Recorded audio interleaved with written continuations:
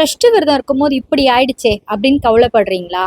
Periods ஆயிடுச்சு, இல்லை யாரோ ஒருத்தர் டெத் ஆயிட்டாங்க, டெத்துக்கு போகலாமா போகக்கூடாதா, அப்படி போனால் சஷ்டி விரதம் பாதிக்குமா, பீரியட்ஸ் ஆயிடுச்சு அப்போ சஷ்டி விரதம் பாதிக்குமா அப்படின்னு நிறைய கேள்விகள் இருக்குங்க. இது எல்லாமே இயற்கைங்க, இது எல்லாமே இயற்கை. பீரியட்ஸ் ஆகலைன்னு வச்சுக்கோங்களேன், குழந்தை பிறப்புங்கிறதே ஒன்று இருக்கவே இருக்காது. அப்போ அது எப்படி தப்பாகும்? அதனால எப்படி கடவுள் கோச்சிப்பாரு? அப்படி அவர் கோச்சிக்கிற விஷயமா இருந்தா அதை நம்மளுக்கு வச்சிருக்க மாட்டார்ல. இப்படி ஒரு ப்ராசஸ் நடக்கணும்னு நடந்தே இருக்காது இல்லை. அதே போல தாங்க டெத்து கூட.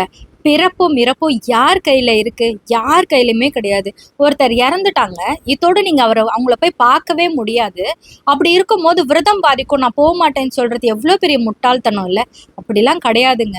விரதம் இருக்கேன்னு சொல்லிட்டு அந்த ஒரு ஜீவனை நீங்க கடைசியா போய் பார்க்கலன்னு வச்சுக்கோங்களேன், அந்த முகத்தை எப்போ பார்ப்பீங்க? அவங்களுக்கான இறுதி மரியாதை எப்போ செய்வீங்க? அது ஒரு இறுதி மரியாதை நம்ம அவங்களுக்கு கொடுக்கறது. நம்ம அது எந்த சூழ்நிலையிலும் விட்டு கொடுக்கவே கூடாது. அப்படி செய்யாம இருக்கிறதா என்னை பொறுத்த வரைக்கும் பாவம்னு நினைப்பேன்.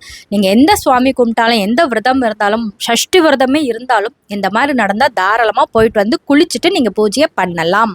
இன்னைக்கு 4வது நாள் எல்லாருடைய கடனும் தீரணும்னு ஸ்வர்ணாபிஷேகம் பண்ணி உங்களுக்காகவும் நாங்கள் வேண்டியிருக்கோம், மனசார வேண்டியிருக்கோம். காலையில் நான் இந்த பூஜையை பண்ணலையே காணா, ஈவினிங் தாராளமாக பண்ணுங்க. நாளைக்கு 5வது நாள் ரொம்ப ஸ்பெஷல். அதுக்கு என்ன பண்ணணும்னு சொல்கிறேன். மறக்காம divine doctor Jai Shri life style சேனலை ஃபாலோ பண்ணிக்கோங்க.